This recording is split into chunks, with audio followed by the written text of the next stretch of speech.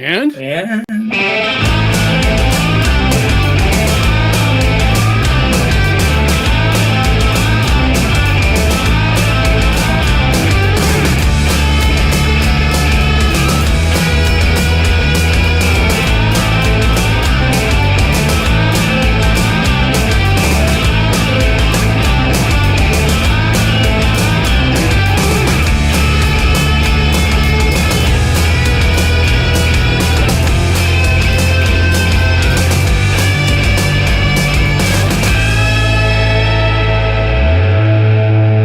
we will try to screw it up less next time, although we can't possibly screw it up as badly as the city is screwing this up.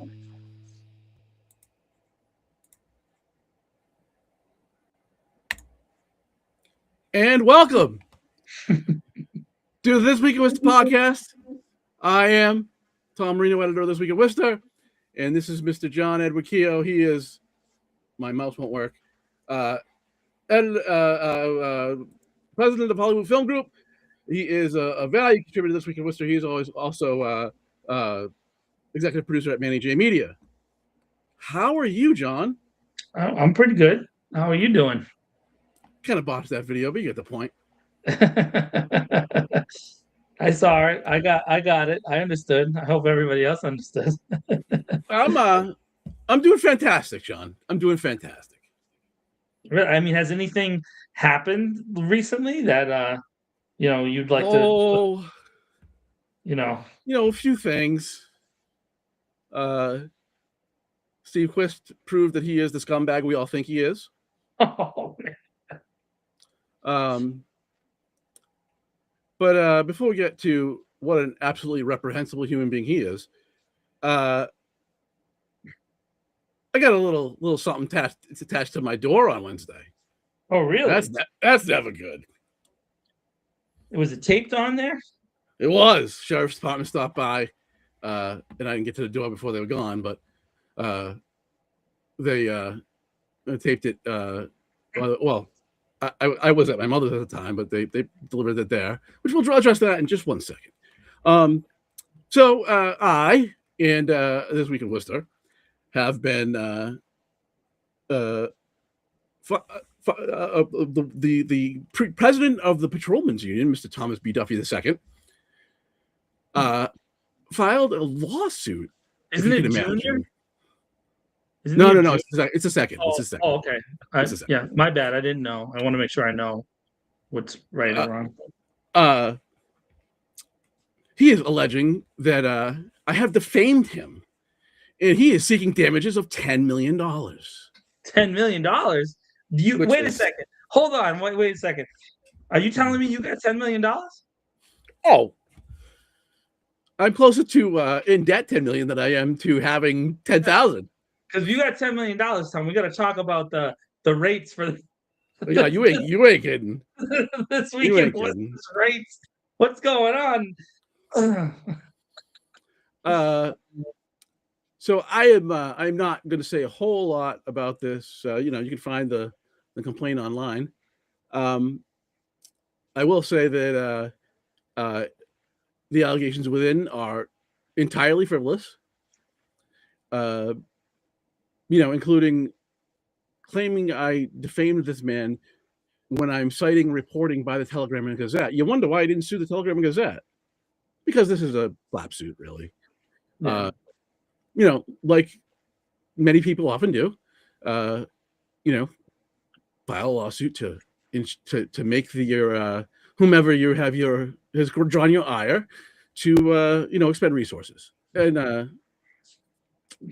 because I mean, and unless the chief of police, of course, unless chief of police Paul Saucier lied to the city council, as I pointed out there a few weeks ago, which I don't believe he did. The allegations are frivolous. You can go back and watch 2 or 3 weeks ago. I covered in an exhaustive manner the letter that the demand letter that Mr. Duffy's wonderful attorney sent to me preceding this. He's wonderful. He's a great, maybe one of the best lawyers of all time. Oh, and very well respected. Top 10. Super respected. So yeah, I'm sure entirely by coincidence. This was Wednesday the 31st that I was served with these papers, and so of course the next day is a holiday. I'm sure this is entirely by coincidence. So Right. the next day is a holiday, and of course Friday being the day after the holiday is a total wash. So I haven't really had the opportunity to do much to respond. A total coincidence though. And so I'm remiss to say much of anything until seek some legal counsel, which of course can't do till tomorrow. Entirely by coincidence. So I am beyond confident that this will go absolutely nowhere. And I promise you that the victory lap will be epic. I kind of hope it goes to trial. Yeah, I want to see all the people testify. It'd be great. Yeah, no, I'm not even gonna go there. The list of should this continue to proceed, the list of depositions will be interesting. I am going to address though Mr. Stephen so-called Q Quist. I want to thank Mr. Quist went on a whole tirade on his ridiculous page where he claims to be a reporter, but his sources are Anthony Petroni.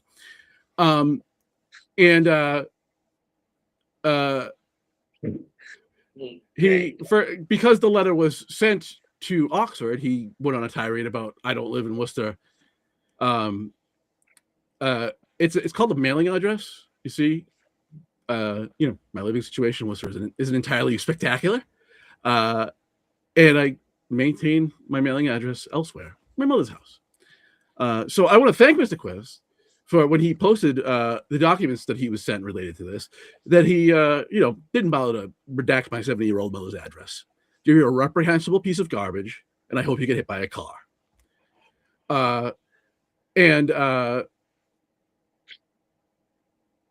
Let one of your followers and or other scumbags that you associate with show up here. Just let that happen.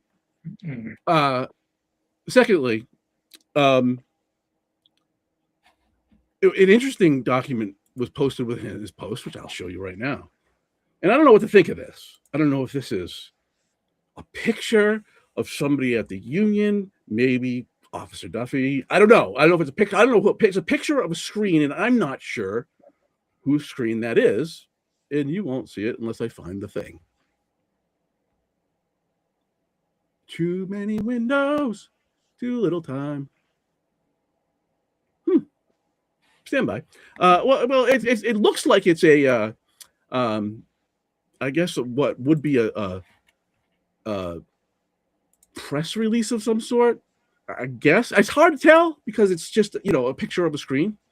Breaking news. But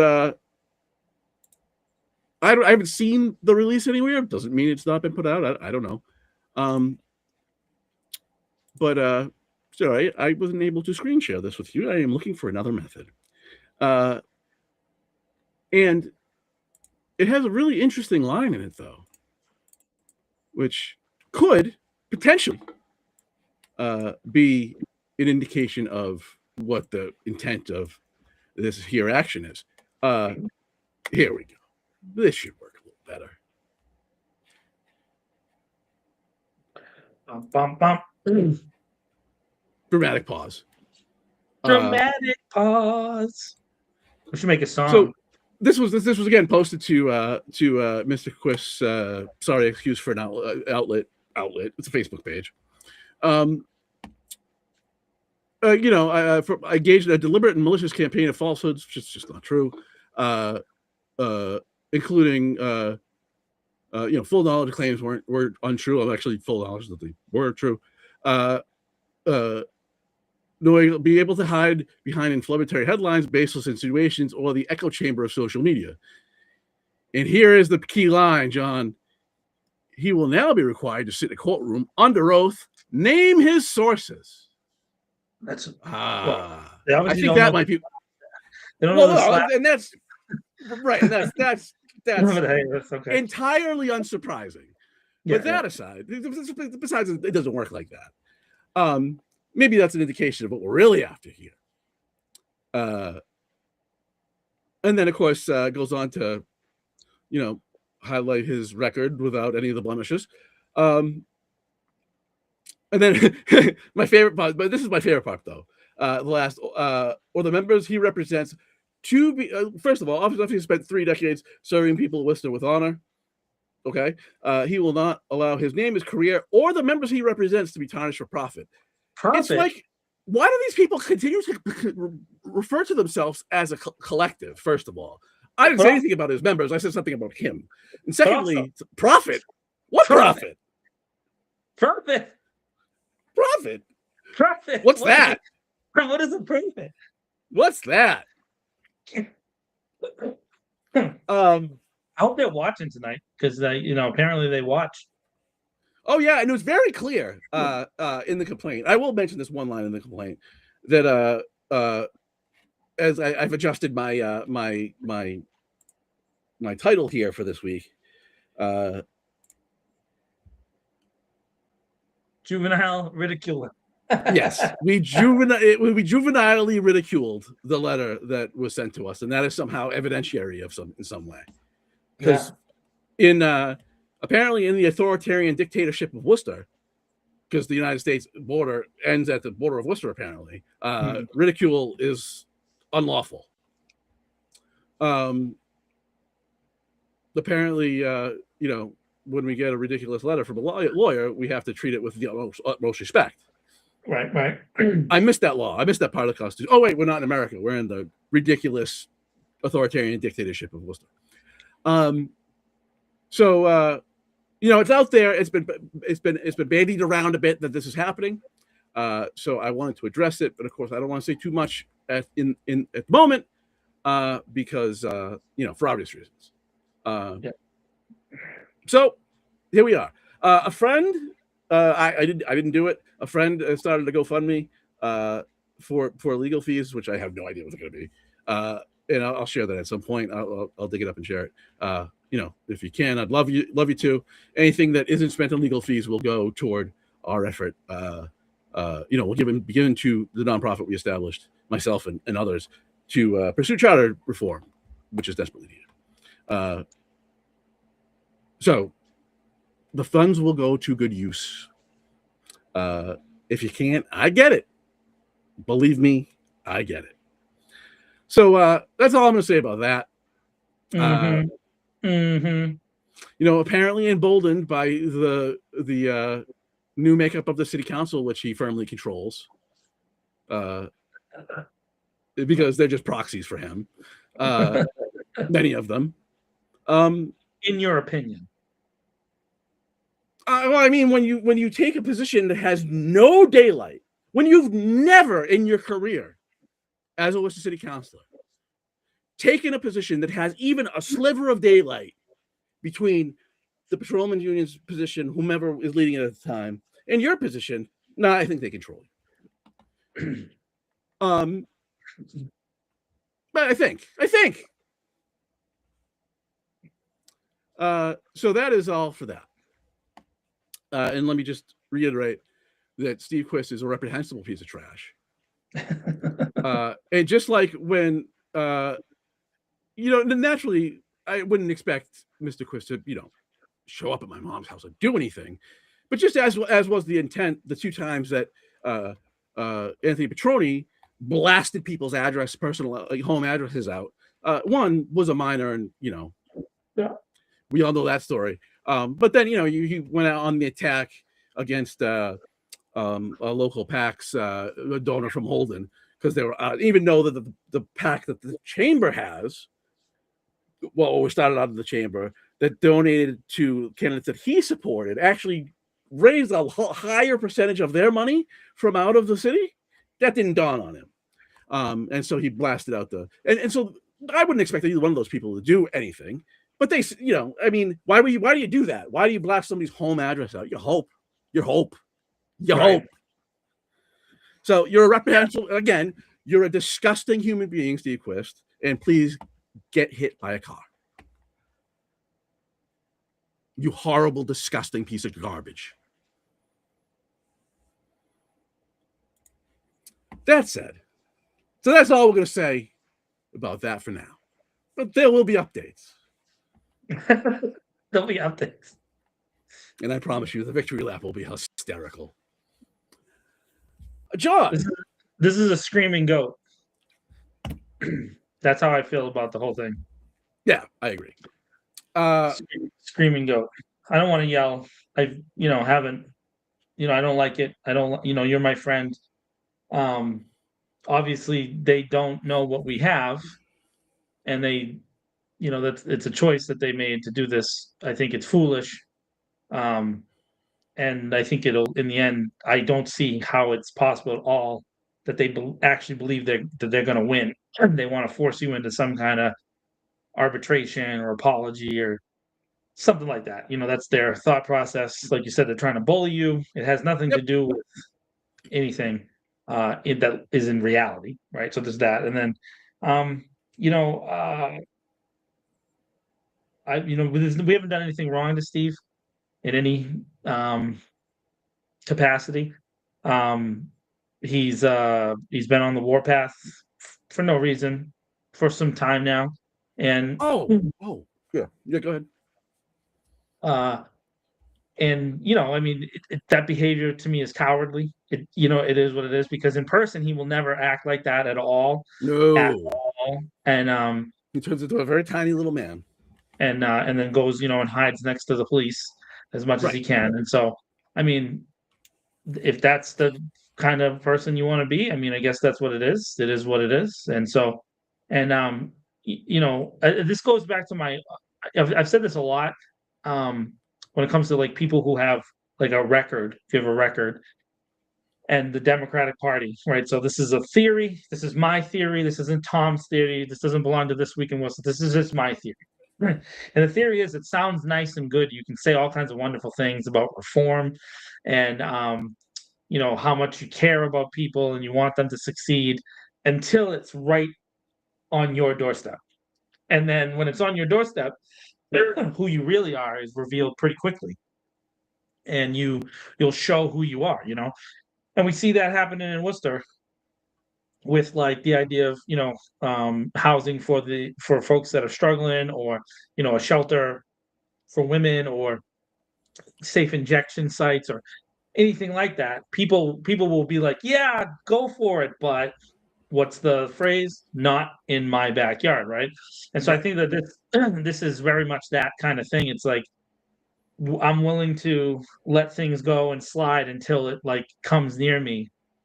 In this case, it was presented as some kind of breaking news. And then there are people on that page that react to it and respond to it that I know, and their responses indicate to me all I kind of need to know about them.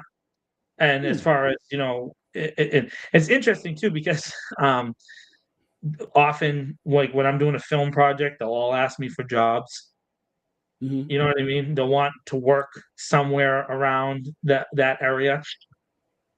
And so, am I supposed to forget that these things happen? That they no, I mean, look, these are the type of people who watch the Rizzuti tape, for example, the horrific assault, in my view. Yeah. If I did it, it would have been an assault, that's for sure. Of Pastor Rizzuti inside his church in front of a bunch of kids. And they hear those kids screaming and they enjoy it. That's the type of people that they are. Yeah, and that's, and the funny thing is like the Rizzuti case is a great one. I've never met Pastor Rizzuti. I never met him, right? No, me neither. I only know him from, standing on the sidewalk, having a really bad day, and having a police officer exploit that bad day and say things that never really is what we want police officers to say, and then eventually assault him in front of his children. That's what I saw. Yeah, his grandchildren. And like, it doesn't mean that that we're hanging out or like that. Like, you know what I mean? Like, there's this tone that comes that it's like, oh, if you side with this person, then you're like this horrible, like the worst thing ever. And that's not what we're saying at all. We're really just reporting the news. The only difference is that we're not reporting the sanitized news that's often reported by the kind of mainstream Worcester, standard kind of stuff. And it gets people upset, Tom. I think that people get upset. But you're consistent, and you are who you are. The other thing is that, of course, being a contributor with you, uh, I know some of the stuff. I know some of the things, um, and I know the decisions that have gone into when you haven't printed stuff. Yeah. And I'll be honest with you, some of that stuff that we haven't printed that is way worse than anything we have. We have the story. Yep. The We're story just not interested. is true. We made a decision from an ethical standpoint because it was only sourced with one source, but it's still true. It's still No, I mean, true. look, there's other stuff, Yeah, about maybe personal indiscretions or whatever, yeah, yeah, that have yeah. no relation to public policy, and is related to people that, um, I don't, in my view at least, that these said things don't affect the way they perform their position, or Mm, it does not influence them in public policy, and right. that's what I'm interested in. Um, I mean, look, I started in on Officer Duffy, um, when he went on a media campaign, demanding that, at the time, the I think he was saying, be investigated. The Council Rotel, Right. yeah, and the hypocrisy of it pissed me off, straight up. I mean, this And is a guy who's, despite what his protestations about how honorable his record is, has got some things in his past as a police officer that are disturbing, yeah. and these are not things that are my. That's the hilarious part about all this, is these are not things that are my original reporting. They were reported elsewhere. Um. So, uh, I did one. I did forget one thing on Quist though. So about this time 2 years ago, right after the last municipal election, uh, like this coming week probably is the same week. I went. This was before I was doing the Hank Stoll show every week, and which I do every Wednesday at 8 a.m. And haven't done it for the last couple of weeks for the holidays, but I believe we'll be back this week. But I went on the Hank Stoll show to announce that myself and some other people were going to form an organization to pursue charter reform. And I'm on my way home, and I didn't hear it or feel it ringing, but I'm getting a call on my way home that I found when I got home, and it's Steve Quist. He tried to call in when I was on, but he had just missed the segment ending. Mm. And he was very interested in charter reform. And as we're talking, he went to the website we had done. And at the time, there was a page on the website. This is before. This is when Chief Saucier was still interim, and the page called for the city to do a nationwide search for the next police chief,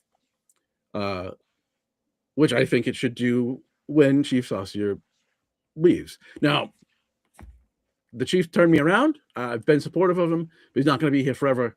There's been a lot of speculation about when he might go, but I don't think anybody thinks it's going to be, that in 2 years that he will still be the chief of police. I don't think anybody believes that. We'll all be surprised if he is. But anyway, so this and when Steve Quist sees the page, he goes, "Well, you don't support the Worcester Police Department," and I said, "What are you talking about?" He says, "Well, look at all this stuff." I was like, "I just think we should hire somebody from outside the city to kind of break the cycle of internal people, bring some new culture." And the thing that this obviously was after this conversation, but recently the thing that the governor just did for the state police, pull somebody out of New Jersey to lead the state police, try and Mm. bring in new culture, new culture, a new perspective, etc. And it was a fine conversation. You didn't fly off the handle at me, but I just started rattling off some of the things that had gone wrong, like the Cosenza case, I don't know if Rizzuti had been published. Yeah, it was. Anyway, I remembered I mentioned a list of some of the most troubling cases that we know of, and it was very apparent that Mr. Quist had never heard of any of them. He literally said on the phone to me, "Oh wow," like he was taken aback. Fast forward like 2 weeks later, it's just a simple crime story. I used to do a lot more crime stories than I do now. A simple crime story, and it's been on there forever. I have a little disclaimer at the bottom that because those things are really just reporting out what the police have reported. Naturally, if somebody's charged with a crime, they're not going to talk to the media, right? And there's a little disclaimer at the bottom that just says this is I forget exactly the wording, but this is as reported by police.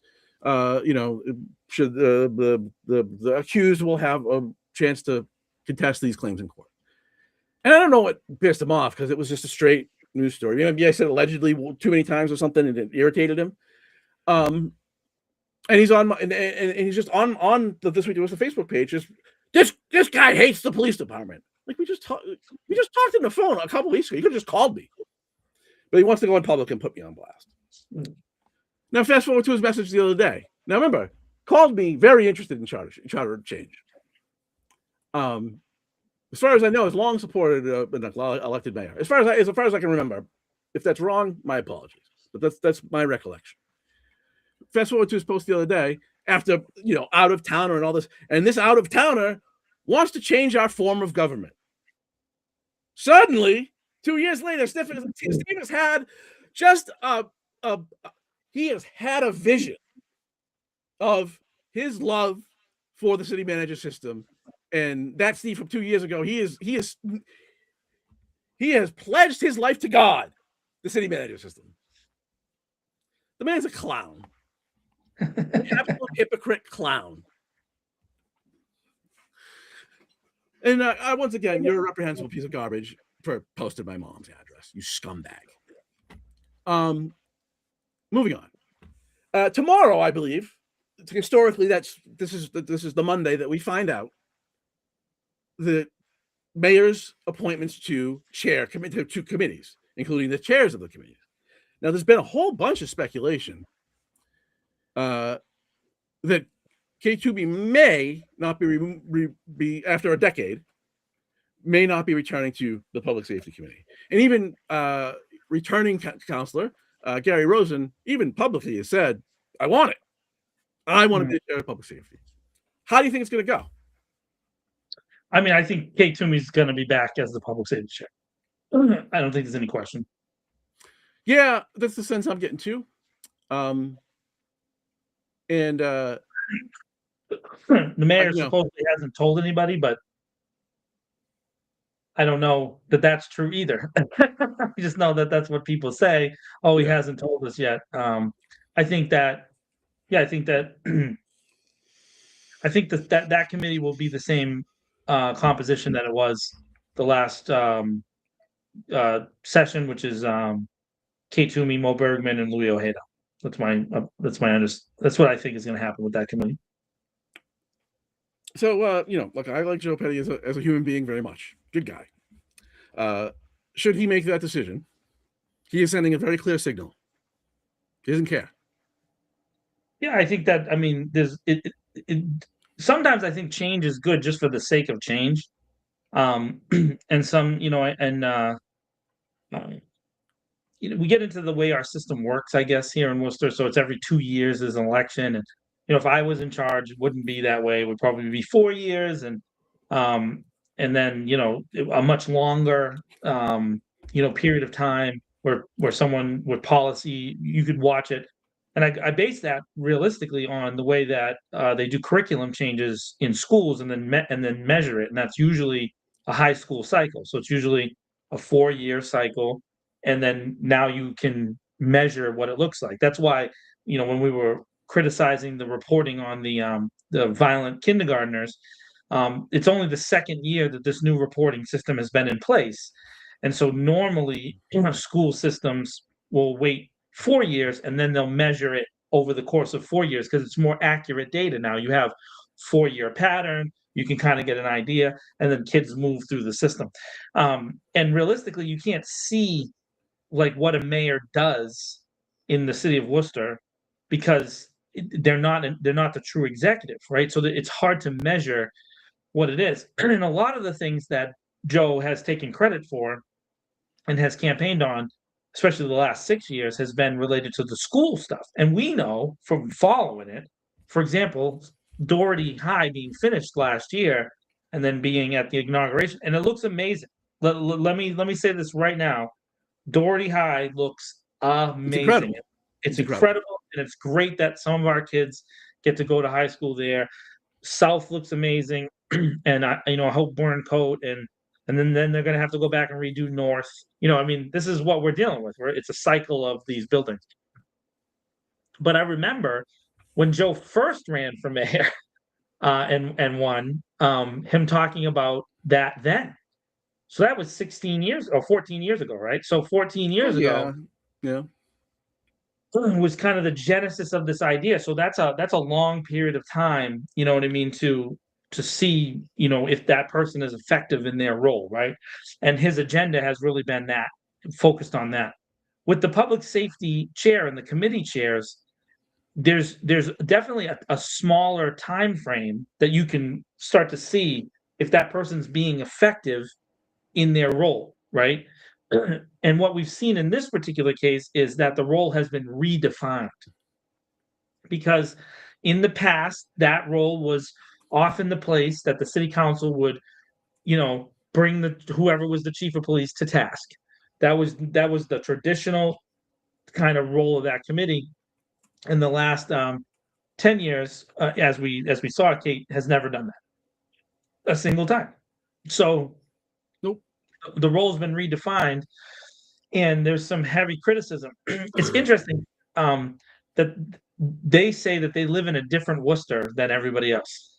And so that's what it's hard to even talk to them about it, because they believe that Worcester's super safe and everything's going great. Mm-hmm. And well, they it's because they live in the top tier of the two-tier justice system that they administrate in the city. Yeah. And by the way, the crime statistics report that came out, that's great. That's awesome. But there's more to the story than just that crime is down. There are some things that have happened, by the way, that originally were resisted by that same block. But like charging decisions being in the hands of the responding officer, the charging decisions have gone down significantly, right? So that means an officer responds to an incident, and whatever it is, let's say it's an argument between two people. The responding officer for a long time wasn't the charging person. It was somebody else. And now that the way that they do it now is the person that's like the first person in kind of makes a lot of those decisions when it comes to reporting, except for in extreme situations. But most of the time, they allow officers to kind of work those things out. That's actually not a bad idea, because again, maybe as the training that we've asked for and they said that they've done, de-escalation training, community engagement, it starts to have a generalized effect, and officers are less likely to jump to putting cuffs on people. And so that's part of why crime comes down. But what they'll try to say to you is that the city was much more violent back X, right? So they'll say that. But that's not true. What's more true is that they were charging more people. And then the training changed the way that is. So it's interesting that they try to use the statistics for one thing, but then they don't give you the full story. And so then when you ask for, like with what you're asking for with the public safety chair, to be a little bit different, a different approach, then you could maybe have this conversation that you and I are having, which should be being had in that committee, but it's not. That's not the conversation. It's not allowed to happen. Right. It's not allowed to happen. Even when it's scheduled at 5:00 usually on a Tuesday, and so then you have a public safety. You have a maximum amount of time, so it limits how long anybody from the public that's interested. It limits how long the chief can talk, because I do think that you would want an engaged chief of police, and the way that they've set it up now, it's always been to protect. In my mind, to protect whoever's being asked to testify or give comment, because it's not a court. Right, and nobody's ever sworn in or anything here. There's no obligation to tell the truth in any city proceeding. But like this goes back to the drone thing. So when I went to the drone thing, Deputy Chief Davenport was there, and I had been given a tip that he had in his prepared notes that he had the ability to answer about what this kind of what does it mean when the drone is deployed above the scene, right? And is giving information. Like he had the ability to talk about what that meant, right? And so I brought that up in my public comment, and then initially the public safety chair, Kay Toomey, says, "You don't have that, right?" And he said, "No, I actually do." And the reason, and now I wasn't trying to get her. I was just saying, I know that he's prepared this information. Why don't we let him answer with what he has? Now, it doesn't matter if I agree with him or not in that situation. That doesn't mean anything. What does matter is this is the guy who's giving the public comment right now. Why don't we at least hear what he wrote down? Like, you know what I mean? And then maybe there's a question. And so then I thought in that case, Councilor Bergman and then Councilor Ojeda ended up asking questions from that reading that he had. That's the whole. And by the way, it doesn't matter. They're going to end up buying all those drones anyways. It doesn't. Oh yeah, they're going to jam it right down our throats. They're going to lie about the cost. Zero evidence of that, Fred. Zero evidence. Yeah. But anyways, they're going to lie about the cost over and over and over. The fact of the matter is that in these systems, labor is 60% or more of the cost. Yeah. This is a ploy to explode the numbers of Worcester police officers. That's what it led to a vote on the floor of the city council, and a vote that was successful in that now the city manager has to bring a report back to tell us how much it costs for a drone to be deployed. And that's something we as the public, me, citizen, Tom, anybody else, right, have the right to ask that question. That's not a bad thing. That's a great thing. So that's the whole point of our system of government. Who are you buying the drones from? Are you buying the drone from your cousin? You know what I mean? Like where are you getting this information? Like, well, they only do that for under $10,000 when there's a competitive bid. Well, but yeah, so here's the other side of the coin is the manager just may choose never to bring that report back. Just like I'll never, ever see the legal interpretation on if the auditor can audit. Right.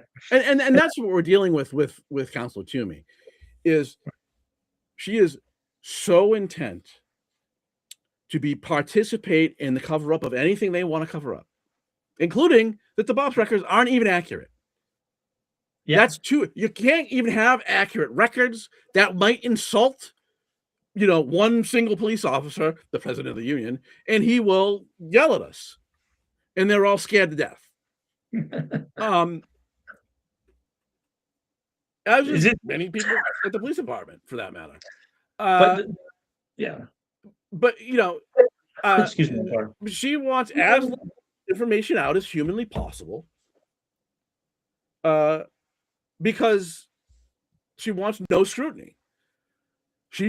It's very, very obvious by her actions that there is nothing that anybody at the police department could do that she would object to ever.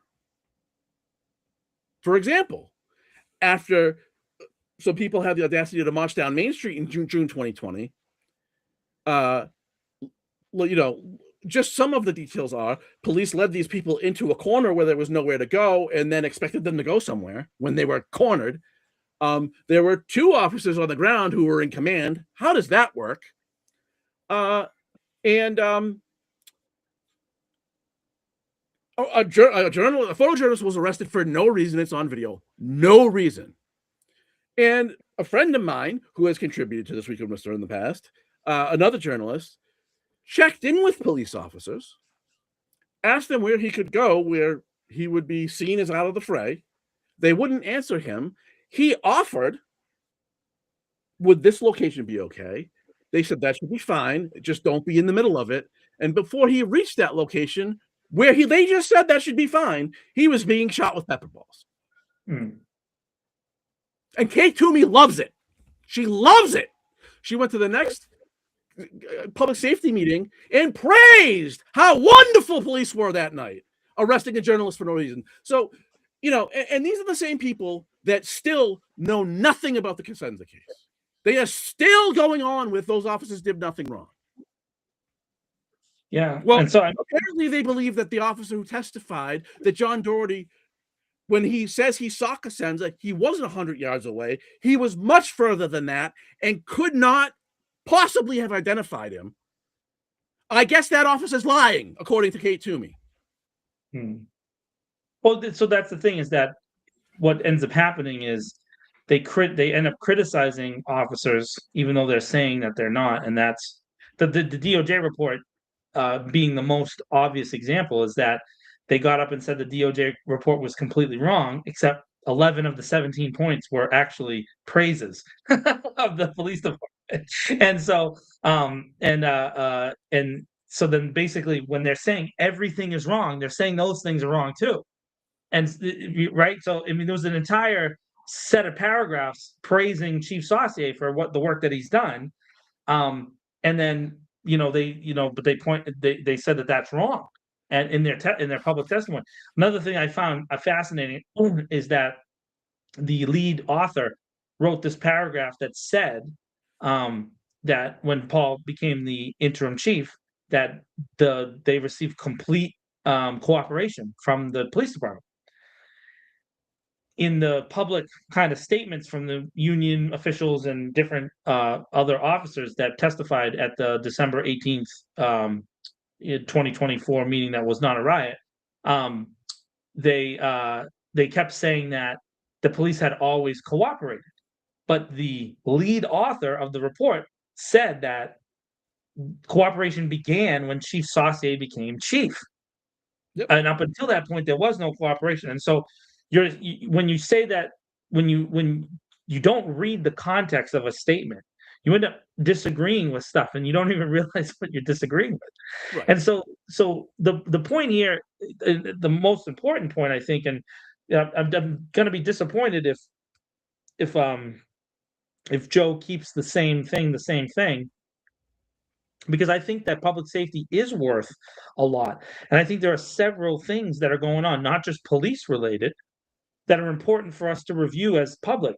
One of those things being, in my film work, I'm working on the burning doc, which is related to the firehouse safety here in the city. And there's some things that the city does to firefighters that's not reported. It's just not. And so I find, and then it's never brought up on the floor of the public safety committee either. And so now that's not police related. That's fire department related. Don't you care about firefighters? Do you guys out there who are watching this and you love hammering, me and Tom? Do you know that how much we've supported the fire department and asked for things to try to make sure that they get the stuff that they need? Even just the stuff that we did about the uniforms, the PFFA things, the chemicals that they spray the uniforms with, or even this. You guys don't even realize firefighters pay for their own second uniforms. Like stupid stuff like that. It's just ridiculous. And I could go on and on and on, but that's another aspect of public safety. Another thing that's related to traffic and is related to works that's also a public safety consideration, is how the roads are designed, the speed limit, the way that they're repaired. Those are all public safety considerations, and often that information is not handled in the public safety committee at all. It's just we read crime statistics, we read reports that have been asked for, but we don't actually engage in the actual job of that committee, which is oversight. And it's not over. And the other thing, Tom, oversight doesn't necessarily mean criticism. No. It's see, and that's what they're trying to make us all believe. Oversight is about reviewing the effectiveness of current policy, right, and trying to generate the council's own policy that it can then, because that is the council's actual job in our system of government. It is where policy is supposed to originate, but they just don't do that. And the only reason I can come up with is because it's easier to have the manager do it, because then they don't have to say things they can be held accountable for, because they are just allergic to accountability. So yeah, and I agree with you. And the other thought is that when we talk about oversight and specifically about the police department, the assumption is from someone who's pro police is that we're trying to talk about a police officer who did something wrong. That's not the case either. So No, sometimes oversight is, hey, like for example, the mayor mentioned at the inauguration building a new police department, which by the way is something I've said for years. That police station is horrible. it is It's been horrible. horrible. It's not just horrible for the like people who get arrested, because that's what people will assume that this week in Worcester is. It's horrible for the police officers we're asking to be police officers. That It's elevator fails all the time. People get stuck in that elevator all the time. all the time. It's poorly ventilated. There's been months, each almost every year for the last like 10 years where the air conditioning goes down, and there's a bunch of issues with heating it in the wintertime. So I of course would want a better building. I don't want it to be unsafe. I want it to be a safe place. Also, for years and years and years, the detective I have multiple sources that are detectives have complained that their cars that they use for undercover operations are exposed in a massive parking lot that's up on the street there. That criminals have gone. Actually, there's multiple cases where this has happened in the city of Worcester, where criminals have gone to the city lot and taken pictures of license plates and cars and models and makes. And in other places, they have a covered lot for all the police vehicles, right? It's covered and hidden, and then of course the police officers get doxxed that way, Tom. Like their personal cars are then exposed, things like that. I don't want that to be the case. I think there should be an underground garage. I think for- doxing is reprehensible. right, exactly. So now the people that we get in our chat that just go after us, right? They haven't even thought about this. You haven't even thought about the parking for police officers' personal cars. Not once in your life. Well, And the no, I first mean, let's be honest about what these people are really talking about, though. They're pom pom waving for the Yeah, idea of police. but they don't think It's about always we always get accused of painting with a broad brush over all police officers. We don't do that. I talk about individual cases of yeah, misconduct and how the people aren't held accountable, which yeah, creates culture rot. I mean, right. there is nobody that has held reform of this police department back more than Kate Toomey, because she runs cover for everything that goes wrong. Right.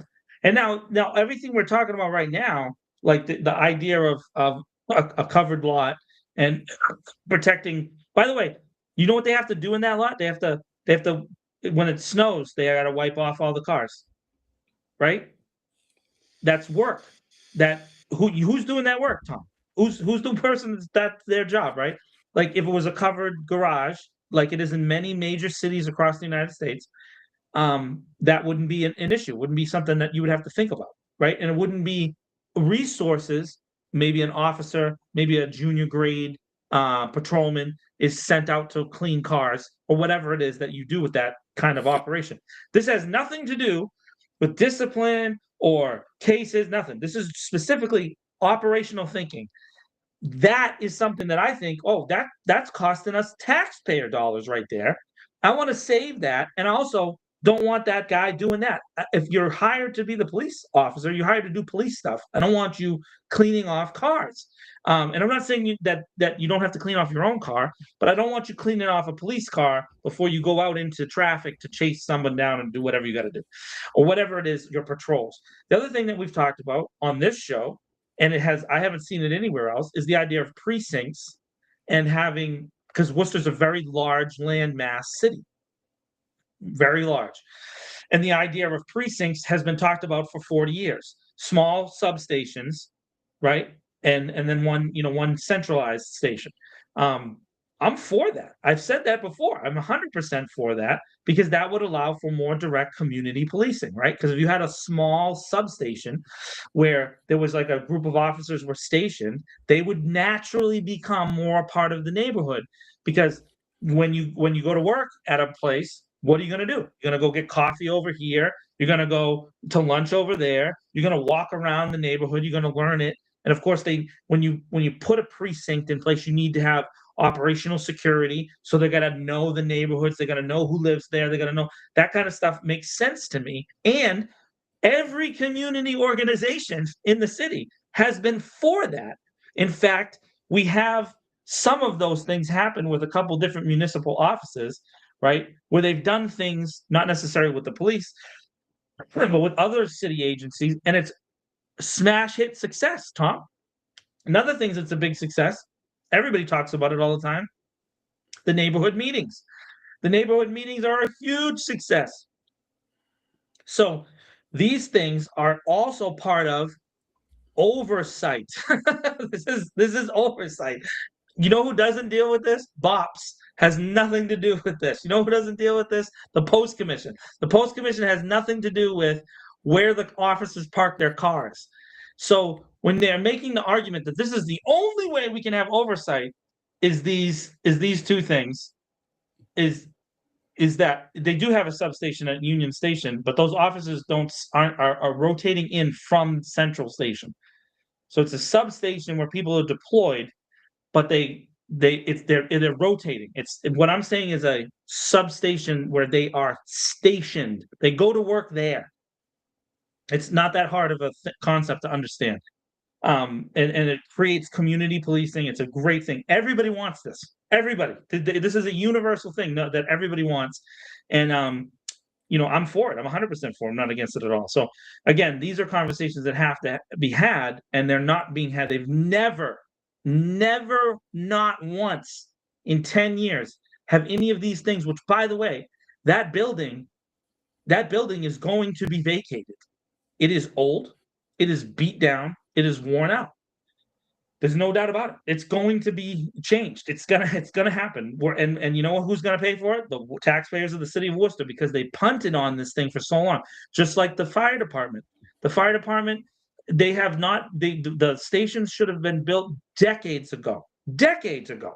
We should be replacing stations that we built 30 years ago, not something we built in 1959. South Division was built in 1959. Architectural math. I hope that's in jest, Sarah. Yeah, but I mean, look, the building does need they do need a new building. But in a normal place where we just weren't where all the politicians in that city weren't just, well, not all, but a controlling majority of the city council in another city probably is not just in it for photo ops. So they could actually negotiate, like, hey, let's get the discipline stuff in order. Let's get credible investigations. Let's, not continually commit this wild conflict of interest that lacks all ethics whatsoever by even asking them to investigate their own employees. It's ridiculous. It's stupid, and it doesn't work. So let's get past all that. Let's get to a system that actually works. So not only for disciplinary measures, but for issues like, they're doing some of that now with the body camera reviews, continuous improvement and things of that nature. Let's always be trying to get better. But you can't even, when you have people like, he who files slap suits, if you even suggest that they could get better, that's just insulting. And now he's all in his feelings. Big tough guy, all in his feelings. So I want to answer that question that Joe asked about the lifespan of public buildings. Joe, I wish public buildings could last 100 years. I do, but that's not dealing with reality. The reality of the situation is that South Division, the firehouse near Kelly Square, would not pass inspection in 1980. Forget all the rules that have been put in place now. That building would not pass inspection 30, 40 years ago. The police station, Sarah, I know you think you might want to save the building. That police station has been rotting for 25 years. It is a public safety hazard. No police officer wants it to be there. There's been many studies about police officers thinking about it could be better located for a central station, right, than in the corner of Belmont and Major Taylor, right? It's where it is a tough spot for them to get all over the city. If you think about it, it completely eliminates their ability to quickly get to Webster Square, which is on the other side of the city, right? So there's and again, that's the drone argument that they've made, Tom, that we've ridiculed, is that, Mo says, well, if we throw an AI drone up, we can get it to the thing. Acknowledging that the reason that they would have to have that is because the police station is in such a poor location. If you think about it for 15 seconds, if that station and the land footprint that it sits on was moved, that would be an amazing place for housing, right? It would be housing. It would be perfectly situated for housing. And of course, because it's already a large structure, you could build a really tall building there too, which people have talked about. And by the way, across the diagonally across the intersection, they're building a giant piece of housing. And then on the other side, where the old courthouse was, they turned that into a giant piece of housing. So we need that. Right. Just because the buildings are 100 years functional, so I guess I question what you think about what's functional and what's safe. So I would just say this: that the police station itself, that building has long past its expiration date, Yeah. and the fire buildings, just talk to the firefighters about them, or go there, or do yourself a favor when burning down the house comes out in April, which is when we intend to premiere it. Go watch that movie, and you'll get a chance to see the inside of South Division and what it looks like. But you can also do public tours, by the way. Any citizen, the Massachusetts law is very clear when it comes to municipal buildings. You have the right of access to non-sensitive areas. So you could do a public tour at any time. You do not have to schedule it in advance. You can go and show up. It would be nice of you to schedule it in advance. The district chiefs for each station will happily accommodate giving you a tour.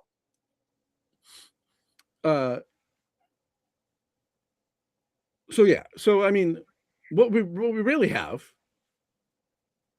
I don't know how we went down an architectural side path here, but communicate. what we have here is, and I mean, I've said it before, and I'll say it again. I'm going to say it to their face. I was really struck. We'll talk more about inauguration in a minute, but listen to the oath that they take. I mean, I knew it, but I was there on the other day, and listen to the oath they take: uphold the Constitution of Massachusetts and the United States. How can you uphold the Constitution of the United States and have a fundamental ideological opposition to checks and balances? How can you uphold the Constitution of the United States when you have a just outright refusal to do anything that might look like separation of powers? I'll go even further. They swore an oath to the Constitution of the United States, and then they're going to vote on rules, city council rules, in their first session, and they vote on, and Joe Petty has proposed the same set of rules pretty consistently that are on their face unconstitutional. Literally, it's one of the first things they do every session, and they vote on unconstitutional denial of free speech to people who make public comment. Then they're going to do that. That was my next thing: is how can you uphold the Constitution of the United States when the city council openly defies a ruling of the state Supreme Court about the constitutionality of public speaking at city council meetings? I don't think people should go up there and stream curse words. I don't. Right. But that's not for Joe Petty to decide when the state Supreme Court has issued a ruling. And it's funny that he mentioned this in the mayoral debate, that he was going not to only to continue that, but to do more of it, while this city has a case going to that court. He literally flaunted in the debate. He's going to continue to defy a court where a case for $30 million is going to that court pending before it. Yeah. And he's insulting the court in the debate. That's a small price for taxpayers to pay for him to grandstand for election, I guess. The entire thing, and the even including that Holden case, their entire operations for the legal department, basically since 1990, from what I can see, is bet that the other side won't fight it all the way out. That's their entire legal strategy, is to bet that the other side will not fight it out. Right. And And in this, what is he doing with this rule? He is just begging somebody to sue. yeah, so How brave. In a city where 20% of the people live under the poverty rate, go get a lawyer and sue me then if you don't like it. Why don't you just follow the goddamn Constitution? yeah, so no, I'm with that 100%. You know, like it's just interesting. Um, you know, there's I'm not going to say their name, but there was a person who sued and won a lawsuit against the city. And I was talking to them inside the city council chamber at one point, and then I had a city council come over to me and said, "Why do you talk to them? They won a lawsuit against the city." And I said, "Well, they won. Unbelievable. They won because you guys did wrong to them. No, they shouldn't have sued us. No, no, no, no, no, No, no, you no, should have followed the law. Yeah, and this is the brain rot that goes on in that room. They It's literally, how is that not believing you are above the law? That's exactly what they believe. It is Trump. They are Reagan Democrats. it's just wild. It's just truly, truly, truly, truly wild. And so you I have want to say things right now, but I also don't want to say things. no. So checks and balances bad. Checks and balances. Screw Jefferson. Checks and balances. We know better than him. Separation of powers. Screw Madison. We know better than him. First Amendment. That's optional here in Worcester. I mean, it's unbelievable. It's unreal. I sometimes I'm sorry. So Joe put another thing about the 30 years. Yeah. Joe, I don't know what you were listening to, but I didn't say replace them every 30 years. What I'm saying is that the building South Division in particular, and I'm focused on this because it would take up the whole show if we talked about every building in the city, is so bad it should have been replaced 30 years ago. Does that clarify what I'm saying? It should have been replaced 30 years ago, and it wasn't. And that's the problem. The Franklin Street station, which was built because 6 firefighters died, should have been in place long before that. Like there's we only respond to tragedy in the city when it comes to the fire department, and that's what I'm trying to say, is that we should be proactive in how we approach things. And if the city was managed well, money wise, we would have the money to pay for these things. But the city's made terrible mistakes with legal strategy for 40 years, and really, really bad investments in various renaissances that have led to us being in huge tax deficit holes that we have to then cover up with this, that, and the other thing, and all these other things. That's why we're at. We also pay certain people way too much money. Way too much money, and we waste we said that at the beginning, Fred. If you actually watch the show and pay attention, which you never do because you just make versions of this show up in your head, we said that like 40 minutes ago, dude. But you'll be all right. He doesn't actually, by the way, he does not actually watch this show, because he said to me at the inauguration, "Hey, how come you guys didn't have a show last week? Are you coming back?" I'm like, "Did you even watch the episode before?" Because we said we were taking a week off. Anyways, just people just don't even listen. Yeah. So and look, it's I don't know how you can separate what we saw a few weeks ago, which is police union officials, endorsements, and then police union officials literally out campaigning for candidates that they endorsed, which is they're certainly their right to do. But now and they were taking these positions, the same position prior. We have a majority of councils now. There is zero daylight between the police union's position and theirs, which is no change whatsoever. Right. No change whatsoever. Well, the mayor, so you have to then look to what the mayor is saying in his speech, and what he's saying in his speech is there's nothing wrong with the city. In his mind, nope, it's all perfect. Nothing's wrong. We're in great shape. We've had progress, and more people are gonna be moving in, and so we got to continue the same thing that we're doing.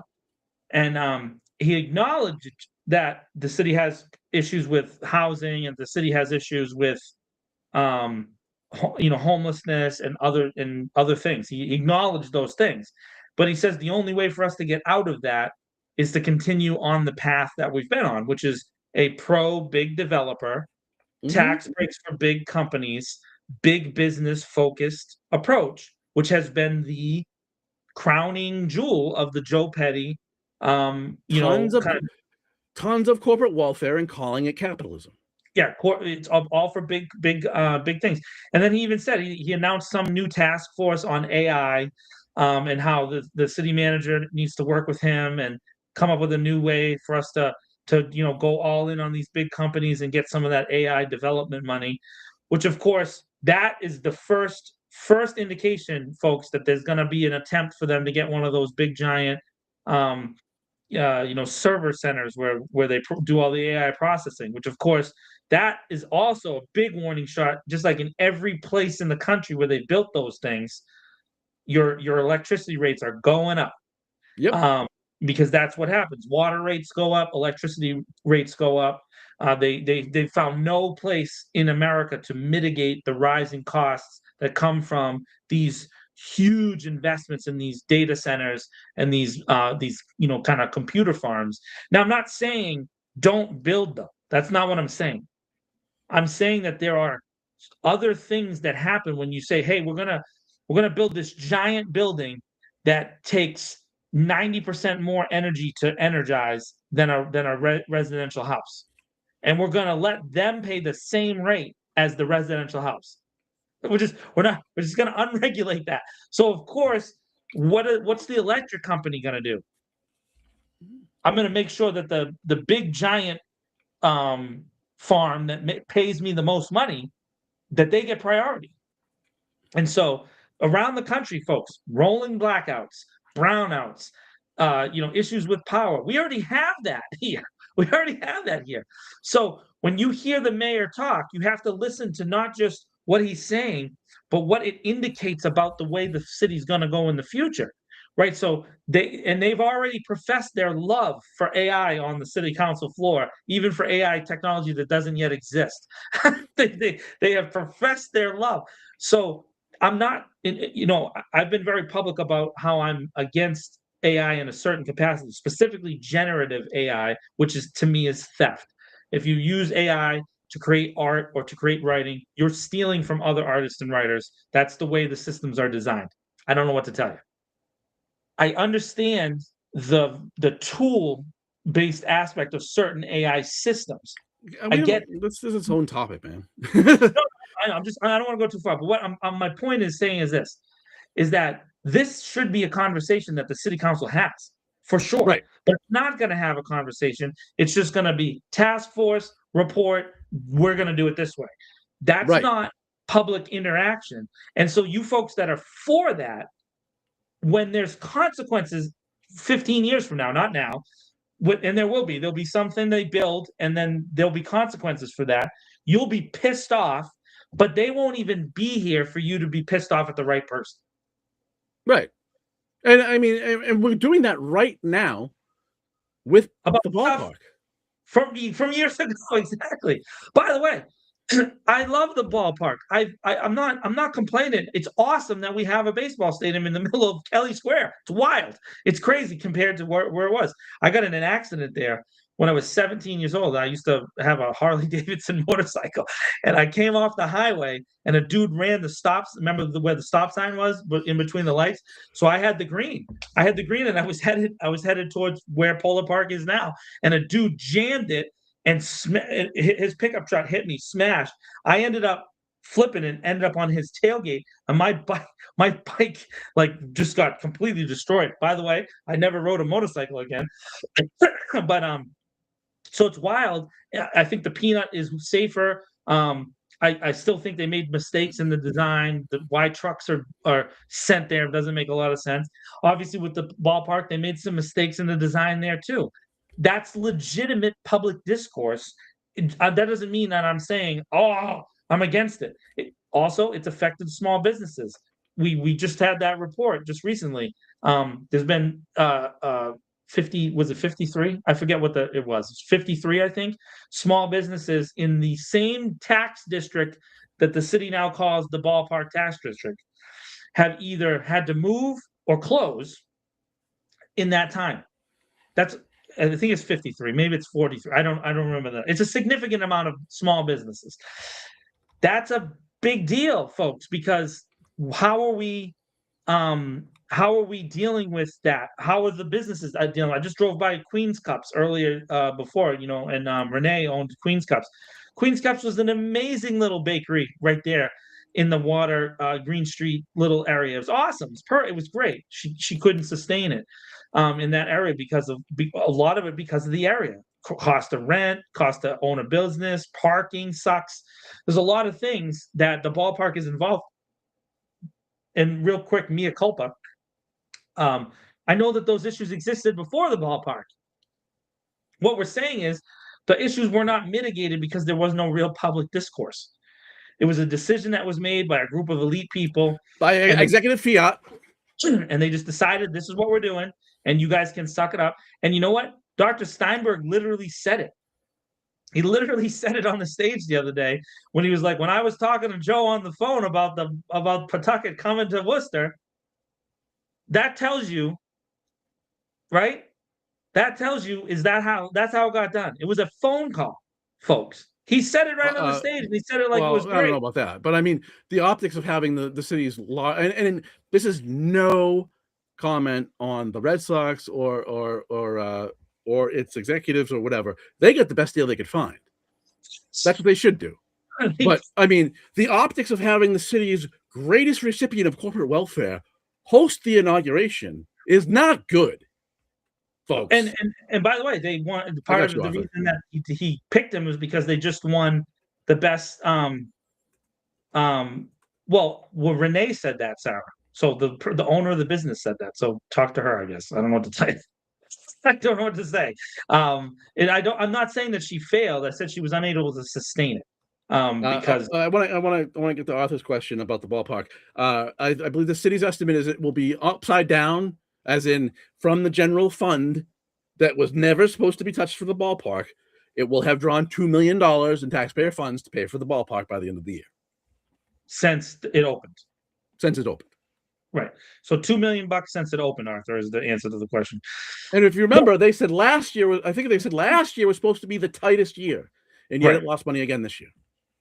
And by the way, they won a survey, and they as the best minor league ballpark in America.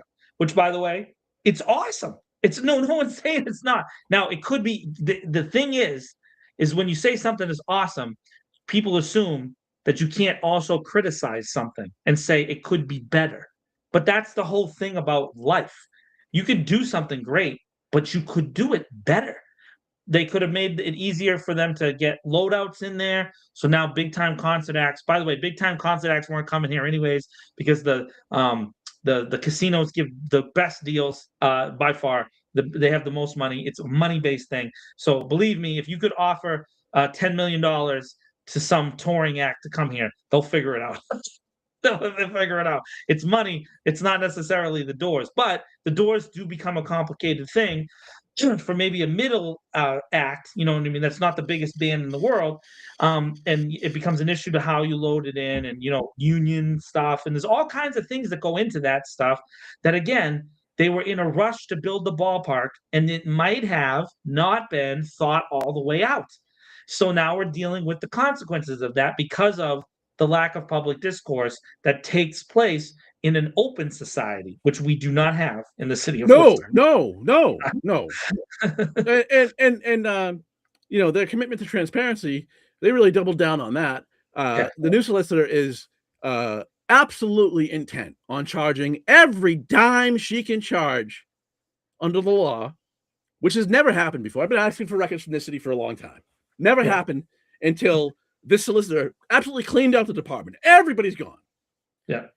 And they just brought in a guy who, if you Google him, the only thing you find is that he has perpetually failed to comply with the public records law.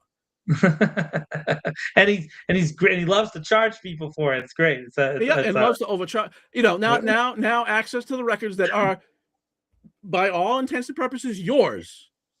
They belong to the public, and this city government is ridiculously not transparent and releases nothing. You got to fight for every dime. I recently, and it's now overdue because they have no respect for the law, because again, they live on the second tier of the top tier of the two-tier justice system.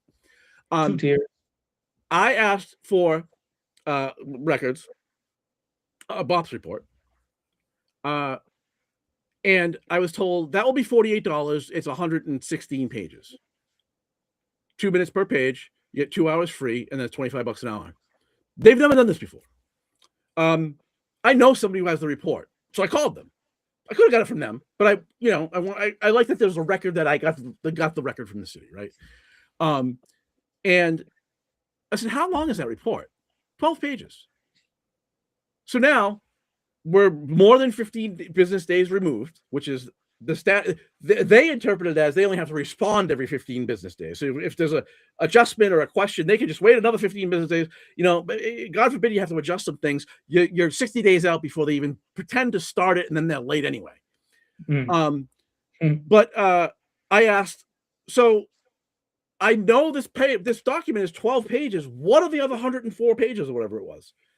And I asked for some body camera video some time ago, back before the solicitor, when there were people there that actually cared about other human beings. And I wanted some body camera video, and they said, it's probably going to be like $100. So I brought up a money order up there to the law department. And then they didn't end up needing to use that extra time. They thought there was going to be, so I just said, just keep it. I'm going to use it at some point. So they already have my money. And now they won't respond. I paid back last when? Yeah. I'm with that. That's funny. But hey, look, if you pass the Rizzuti and you call a cop a tyrant, well, that's disturbing the peace. But these people just don't care about the law at all when it comes to themselves. At all. Yeah. I mean, and we see that, we see that it's kind of whether it really doesn't seem to matter in the United States at this point anymore. We just see this complete, utter disregard for what we were taught is constitutional law in the United States. By the way, so let me just, I'm going to dip my toe for 1 second into what just happened over the weekend with Nicolas Maduro. Nicolas Maduro is a massive, horrible, very bad, not good, terrible dude. like really bad, no good, bad. Everybody agrees. Literally, he's one of the few people. Vladimir Putin's like, this dude's no good. This guy's bad guy. No, not happy. His people don't want him. He was not the president. He lost the election, and he installed himself. That's not exactly clear. Right. It's weird. Everything's about that whole place is weird. But since when do we kidnap people in the middle? And then charge them in the United States? But we live in the era of lawlessness, and the city council's following right behind. For a bunch of Democrats, they're certainly following the Trump model. When people will say, "Oh, that's not the same thing," yes, it is, because as my understanding is, Congress needs to authorize that kind of thing, and in this case, Congress was not involved. It was a middle of the night secret op, and it's been planned for weeks. By the way, Gang of Six was, as far as I know, Gang of Six was not notified as they're required to be. Exactly. And now, by the way, since when is the military involved in criminal operations for federal criminal charges? I didn't know that we did that. So that's new to it. So then again, we see these stretching and moving of the boundaries. And by the way, I have no sympathy for Maduro. I'm not like, well, it is what it is. He's not a good dude. And I guess he effed around and found out, I guess, because he gave it. He was doing the same. I mean, it's ironic that the president of a foreign country can be charged for crimes in this country, but the president of this country cannot. According to us, yeah. So according to the Supreme Court. Right. But here, let me say this real quick: is that he gave a speech. Maduro gave a speech before Christmas where he was like, he called Trump a coward, and he was like, "Come get me." Like there's a real speech that he gave. So yeah. I guess he answered, in his way. Yeah, I don't want to get too into that. No, but my whole point of saying is that we have these new stretching of what we were taught is constitutional approaches to things, and they just, when you bring it up, about the Constitution, they're like, it doesn't matter. There's actually a video of me at the municipal, the MLO meeting. There's an exchange between me and Mo Bergman. Yes, Mo there Bergman is. asked me this question that is wild, and I don't understand it. He says, putting aside the constitutional question, is it okay for someone to swear? Wait a minute. Wait, stop. Where is this authority drawn from? There is, exactly. So, but that's a sitting city councilor who's an attorney. By the way, he's an attorney asking me in that way, and it's a very great. By the way, I look great in that. My hair is nice. I got my leather jacket on. I look pretty good. I was looking. I must have been feeling all right that day. But I'm just pointing out that that's how they approach it. And then when you bring up that it's unconstitutional, they don't care. They don't care at all. They literally don't. They don't care at all. What is that? What is that besides lawlessness? And so now, obviously, the swearing at the podium is not the same as the snatching a person from, like snatching a person from. It's not the same thing. I'm not trying to put the two things together. So I'm not Right. saying that. What I am saying is, thank you, Kayla. I appreciate that. Kayla gets a gold star. She's lying. But what I'm saying is, we're supposedly a country of rules and laws. That's supposedly what we are, and boy, did they want to celebrate it when it comes to giving credit to the police department or to the military, Yep. or to whichever this thing is. But in the end, it turns out that it's always pushing, breaking, bending the rules. Everything is not done on the up and up, and so we don't live in a country of rules and laws. We don't. It is not fair for everybody. It is an unfair. Are all of the people corrupt? No. But are some of them corrupt? Yes, 100%. And some of them are totally corrupt because their entire self-interest is all they care about. They don't care about. Oh, and that's just rampant in this council. I mean, look, there is one God in the Worcester City Council. It is re-election. And this city has been so, and they will never even broach this subject. Why? How do we go from at least 50%, right around 50% in elections for governor, and when Trump is involved, 65% for president, but over 50% for president, and we dropped to 20% in municipal elections? Now, some of that is a lack of interest, lack of big issues, and not sure. That's not everybody, but everybody's not voting for the same reason.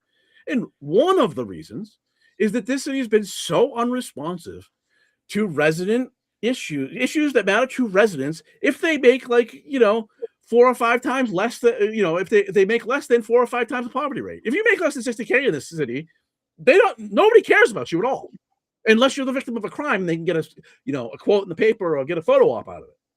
They'll certainly come out for somebody who was shot and say how terrible it is, but then something like, I don't know, Nakasenza going to jail for 16 years for a thing he didn't do. When your city puts somebody through, you destroyed that man's life. And as much as these people want to lie, and that's what it is, either it's a lie or they're so incompetent and lazy they refuse to look at the evidence.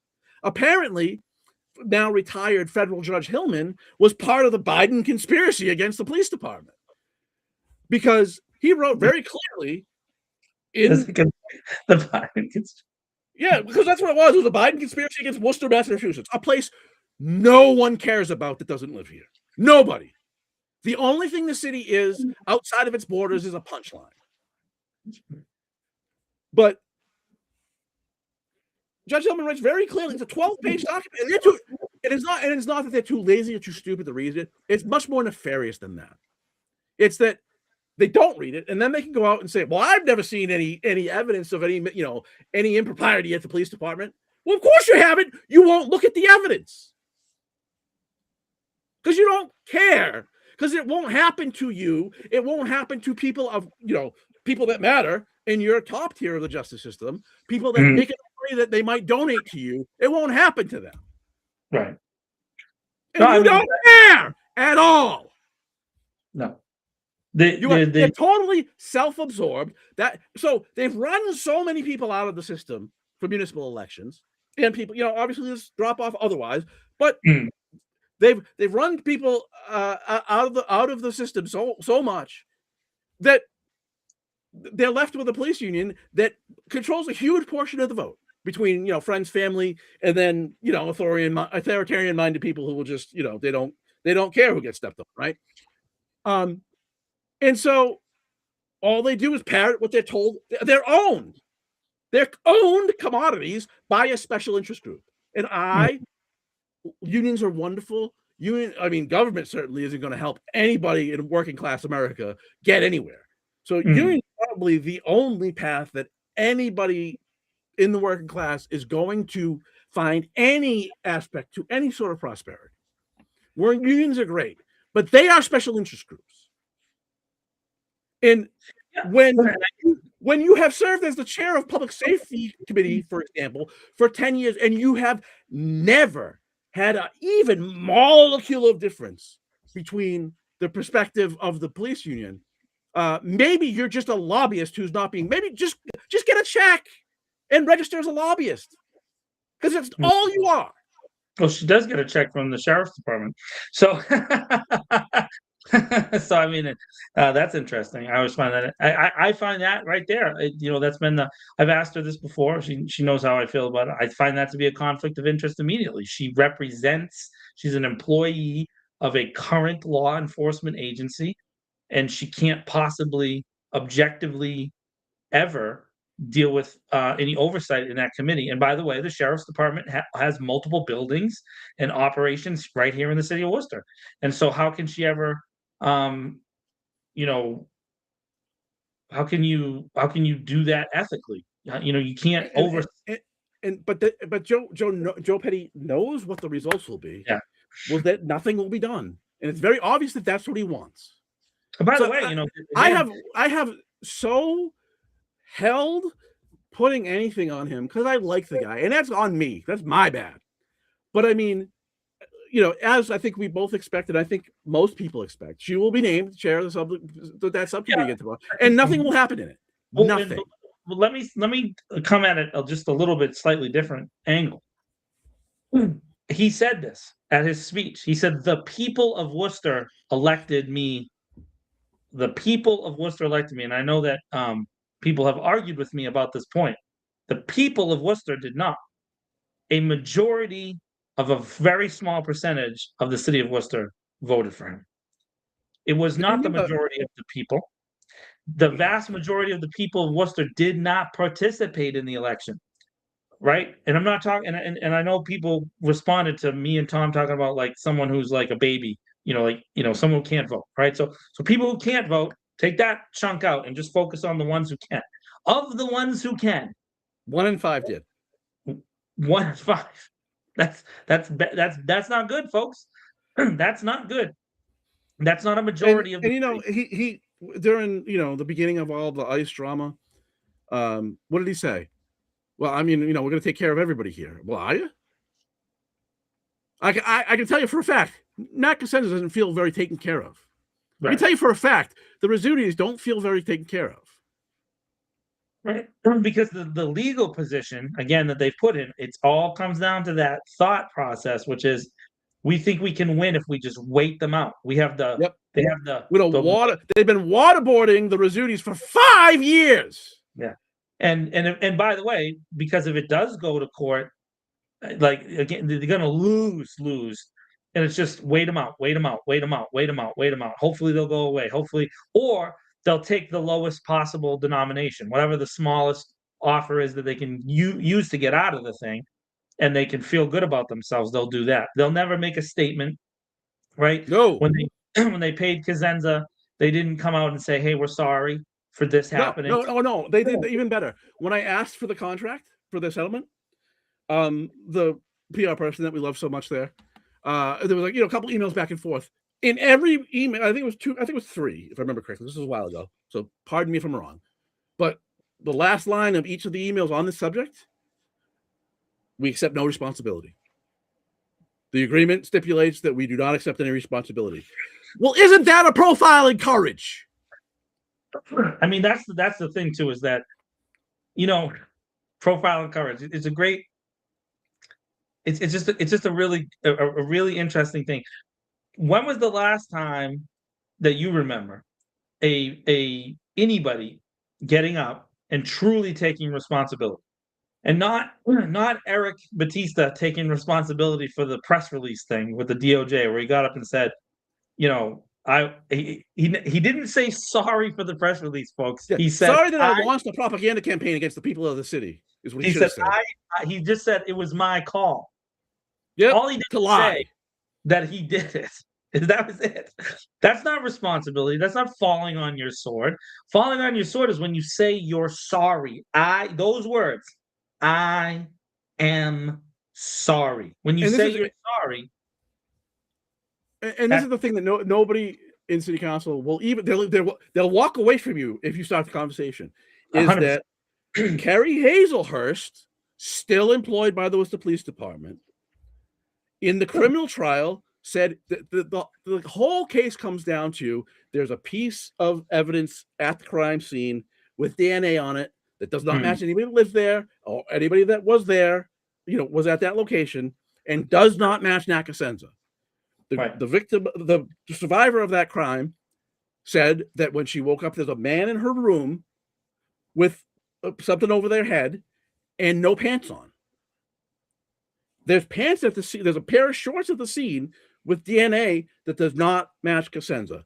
In the criminal trial, Hazelhurst testified he specifically did a thorough search of the room with the intent to locate a pair of men's pants or shorts, and they were not there.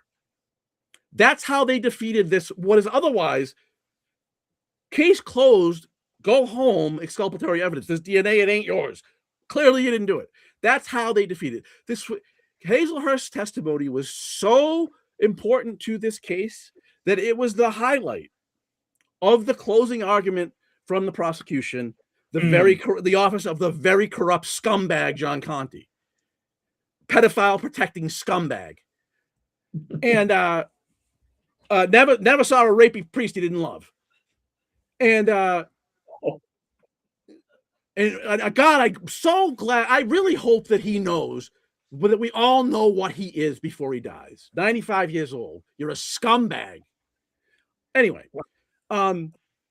it was the highlight of the closing argument. That's how they defeated, which would be case closed exculpatory evidence. By the time it got to the civil trial, Kasenza served 16 years in jail for a crime he didn't commit. And then, there's whatever leading up to the civil trial. The civil trial, because he knew that they knew, right? They had, in discovery, had come up with what really happened, which was his story then became, I did a cursory search of the room and relied on crime scene services to process the scene.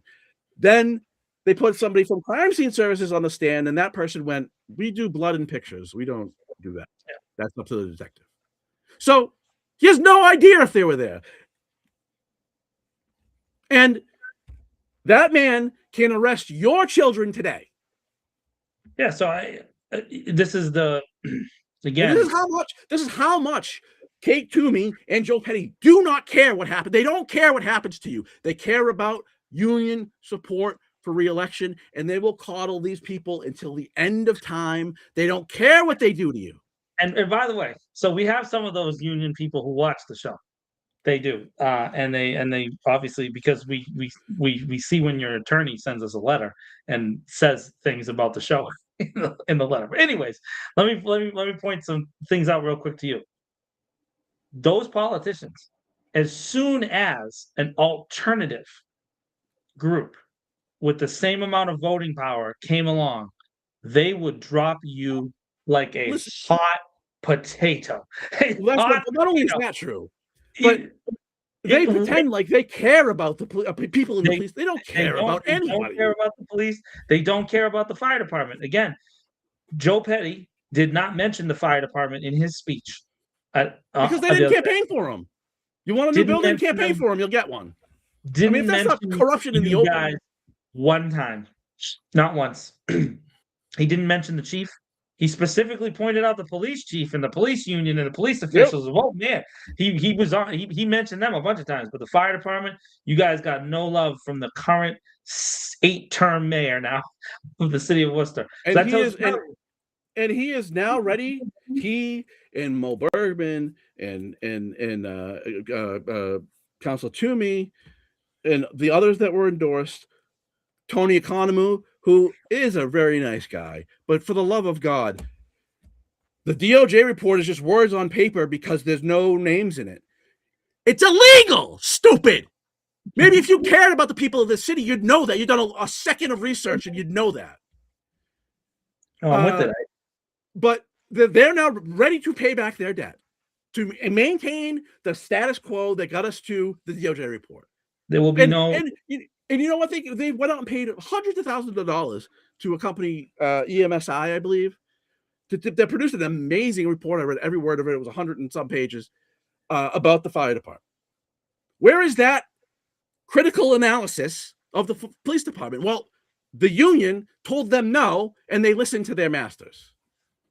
They don't want that kind of analysis. They don't. No, because they want to maintain the status quo. And, people like Anthony Petroni, a just unrepentant liar, will constantly, you just hate police. No, what I don't want is to poison what is seemingly a really good group of young people in the police department right now who don't. Why do you think every transfer is because, no, because they don't want to be involved in the nonsense. And I don't even blame the older generation of folks. This is all they've ever known is chaos. All they've ever known is a city council that screams at them, do whatever you want. We got your back. And so they do. Yeah. Also say this is, where do you think I get all my stuff from? You think it's the folks that Anthony hangs out with, or do you think it's maybe other officers who give it to me? By the way, it's an organization with this hundreds and hundreds and hundreds and hundreds and hundreds of employees, right? Yeah, shut up. You're saying too much. I'm sorry for telling you shut up, but shut up. You're saying too much. So look, I've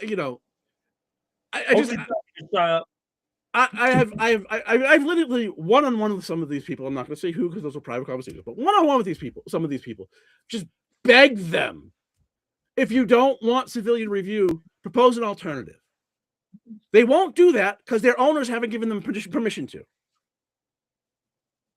It's that simple. They couldn't do these investigations as a city councilor. That would be a conflict of interest. It's against the law. If that's unethical for you to participate in votes with which you have a stake in, don't you think people at the police department have a stake in the outcome of investigations into their coworkers? Brotherhood and all that. Of course they do. Yeah. It's unethical to even put them in that position. Of course, you have the union brass types that, of course, they just want to maintain them status quo because this is what they've existed in their whole lives, and it's been a free-for-all. By the way, the mayor can totally surprise us now and completely not do this by giving the public safety to somebody else. He's going to, though. He's going to, though. By the way, I would take anybody. I'm not just talking about Gary, because I don't know that Gary would do it. I'll take Tony Economou. I'll take John Fasolo. I'll take anybody in charge of that committee. I'm not a big Fasolo fan, although I had a conversation with him the other day. Good conversation. But, by and large, not a big fan. But he don't know the police department anything. They came after him with everything they had. So let's He's get a great selection. He's a great selection. He doesn't know that anything. By the way, how about this? This is going to blow people's minds. I would take Mo Bergman as the chair of that committee in a heartbeat over Kate. In a heartbeat. Because I do think he might actually ask a couple questions. You know what I mean? So at least he'll ask questions, because I do think that he does like to look good in those conversations. And so he would do a little research on his Google, whatever it is he uses now. Does he use ChatGPT? I don't know what he uses. And he would get a couple questions together and he would ask some questions. Kate doesn't even try. And look, I personally, Mo's a great guy, really nice guy. And look, he knows the topic. Like he's not a dumb guy by any means. But I mean, he literally said in the meeting, he asked about like 2 questions about Post, and then said, "Yeah, I'm not going to support any more oversight than that." Post, and I'm sorry, but they're just the people that keep saying, "Oh, well, Post will do it for us." Basically, no, they won't. They have 46 employees for 51 municipalities. No, they're not. That's not. And if you believe that, then accept my challenge that I put in writing last week. I'll issue it again here. Invite somebody to Post to appear remotely on the TV screens that you put in the room and never use, and ask them live on TV in front of the whole city. Ask them, is Post designed to replace local oversight? Their answer will be absolutely not. And that's why you won't do it, because then those that keep saying Post is going to do it for us will be shown to be liars. Because they're lying. Yep. Hey, dude, look at this. 141. We're doing pretty good. And you got a solid rant in there. So, I can't anymore. Like, I can't, like, it's just so transparently corrupt. They were just out campaigning for you 3 weeks ago, and you have no other ideas but exactly what they tell you? Come on. Try. You know what'll make you feel better? Your favorite part of the show. You're really sick of hearing me yell tonight, huh? No, I'm not sick of you at all. I think you're all right, dude. But I think it'll make you feel better. I will end with this. Any counselor that goes into this session whenever they kick the can and delay and obfuscate and ask for ridiculous legal interpretations, whenever they get to actually talking about in any way civilian review, if you have not proposed an oversight, an alternative that is a check and balance, that isn't investigations done internally that are clearly riddled with conflict of interest, your opposition isn't civilian review. Your opposition is to checks and balances, a fundamental tenet of America. So, along with your opposition to separation of powers and your wishy-washy support of the First Amendment in the 2-tier justice system that you operate willingly, I'm not sure what you're thinking about when you stand for that pledge before the meeting every week. Besides, I got to stand so I look good. What are you thinking about? Corporate welfare, because that's America to you? If these people, if they were alive in revolutionary America, right, 1770-ish, they'd be screaming from the hilltops. They're tarring and feathering people. They're dumping tea in the harbor. They're chaos candidates. But when the British military marched down their street and walked up to their neighbor's door and kicked the door in, they'd stand there like this for 3 months until the Brits stopped boarding there, and then they'd be like, "I never saw any evidence of that happening." It's so transparently bullshit. They'd be told they would be British loyalists 100%. They would be royalists, because if you don't believe in checks and balances, you don't believe in any transparency whatsoever, the managers just are, allowing this, just public records departments that are opposed to releasing public records. You would be a royalist because you believe government should only be accountable to itself. All of that fundamental power from the people it's government for, of, and by you. Okay, I'm done. Okay. They hate America. I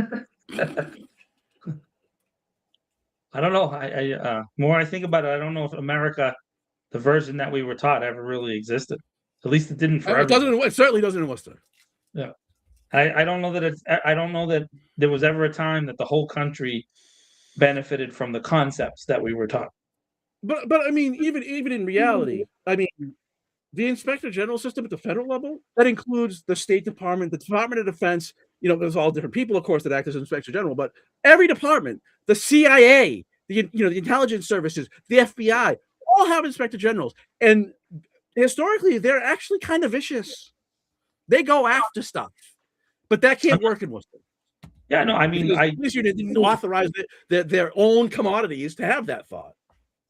in the Pete Hegseth case there, Hegeth, Well, whatever his name is. we're living No, in an no, alternate universe right now. no. But the inspector general wrote a report that said that he did in fact share classified information in the signal chat, and by the way, that inspector general appointed by Trump, and so that Probably fired like the next day because that's the nature of this scumbag. But oh, yeah, he's that guy stuck around. It looks like did that he? guy stuck around. Yeah, so far. So he must be, respected that he does the right thing. And by the way, on that specific case, it was openly and obvious because, again, as Tom and I have covered, and no one in the national media, no one, not once, has mentioned the F-35 program is top secret. The literal program itself is top secret. So if you mention operations related to the F-35 program, you are, by very nature, talking about top secret operations. And in this case, it wasn't just a plane, it was a plane that was delivering munitions. That is, by its nature, top secret. So it was always top secret information. Anyways, yeah, I'm pro oversight all the way. Oversight, baby. Oversight, baby. So, Tom, it's your favorite part of the show. And now it's time for John's favorite part of the show. No. Sharing the link to the GoFundMe now. If you can, I love you. If you can't, I get it. New year, new Tom. You're gonna love this part of the show this year. This is gonna be this is your resolution. I'm giving you a resolution. By the end of the year, this will be Tom's favorite things.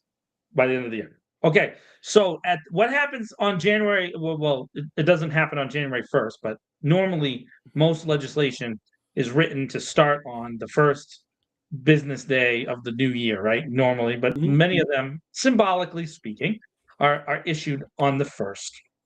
And so I thought a cool thing to do would be for you to tell the people about what your favorite laws are, right? So give me give me a favorite law that you like. Jesus. What's your favorite law of all time? Now let me preface this by saying I picked weird laws that are on the books in Massachusetts. So I mean, you gave me no warning. I mean, it's probably a pretty stock answer, but I mean, it's an honest one. Civil Rights Act. Okay, Civil Rights Act. I mean, you sound like a hero. Of course, I'm going to sound ridiculous with my. I mean, I don't know. I mean, if you wanted ridiculous things, you should have told me. I would have done some research. No, I like to hit you with these at the thing. So I want to tell you guys, this is fun, and I found this out the other day because I am writing my 100 greatest movies list. The top 20 of which will appear in This Week in Worcester. But I'm doing a big, long, massive project on my 100 greatest movies. So, anyways, there's some Clint Eastwood movies made my list, right? And so of course it made me think about Any Which Way But Loose, which is a movie that Clint Eastwood made as a police officer whose partner was an orangutan. So if you've never seen the movie Any Which Way But Loose, go see it. It'll make you happy. Clint Eastwood and an orangutan. But that led me down a series of movies about primates. So I started watching all these movies about primates and gorillas in the mist and all this other stuff. And so I found a law in Massachusetts. Did you know, Tom, that it is illegal to have a gorilla in the backseat of a car unless the gorilla is properly secured in a crate? So you cannot have a seated gorilla in the backseat of your car in Massachusetts. That is illegal. It's illegal. Another illegal thing in Massachusetts, it's illegal to scare pigeons. It's subject to a fine of $100 if you scare pigeons in Massachusetts. It's still on the books. Did you know that? To scare pigeons. That's correct. It's jail time or a fine for frightening pigeons. Maybe that's what Rizzuti did. Maybe there was a pigeon nearby and he scared it when he called the guy a tyrant.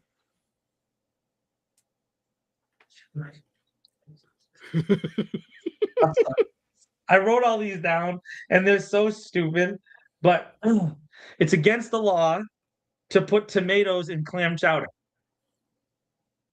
That's fair. That's a good law. Good law for it. It's so good. Okay. Okay, are you ready for this? It's illegal to deliver beer or alcohol to a patient in a hospital unless the admissions doctor gives you a certificate to pass the beer to the person. I need a certificate. Yeah, it's like an official thing. It's real too. It's like I looked at it, it's real. It's so stupid. All right. Does this apply to hospice? Because if it applies to hospice care, I am 100,000% against it. In Boston, it's still 20. There's a $20 fine for spitting on the sidewalk. I don't know if blowing a snot rocket is the same as spitting on the sidewalk. And then the last thing is that these laws, this law is not in place anymore, but it was in place for a long time.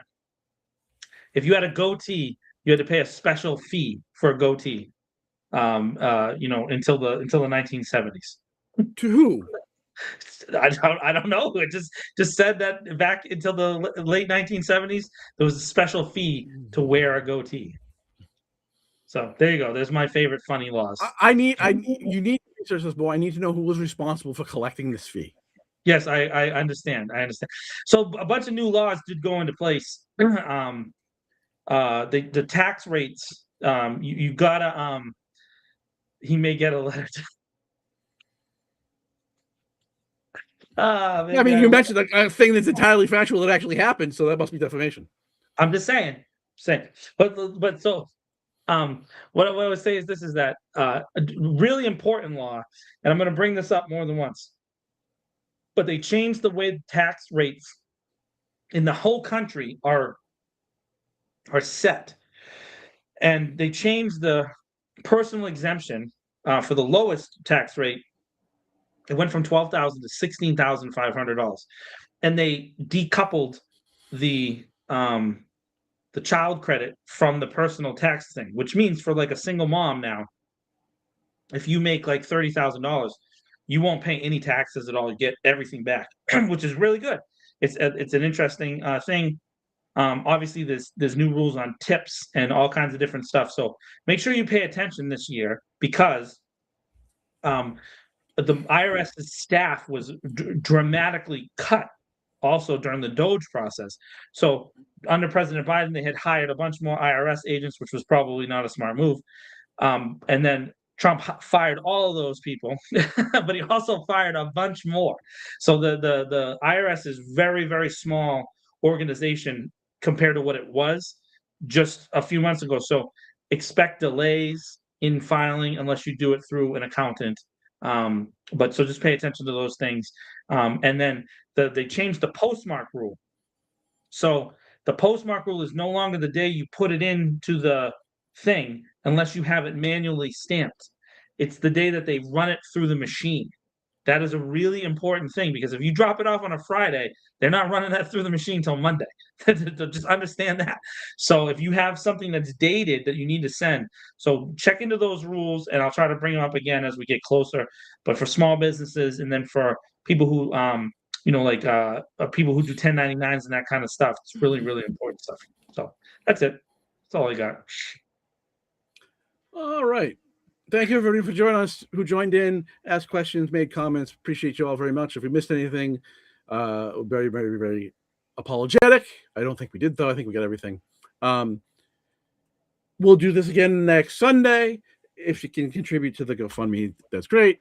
Love you either way. Thank you for reading and listening and watching and participating. You guys are the best. And we will try to screw it up less next week. Until then, have a great week.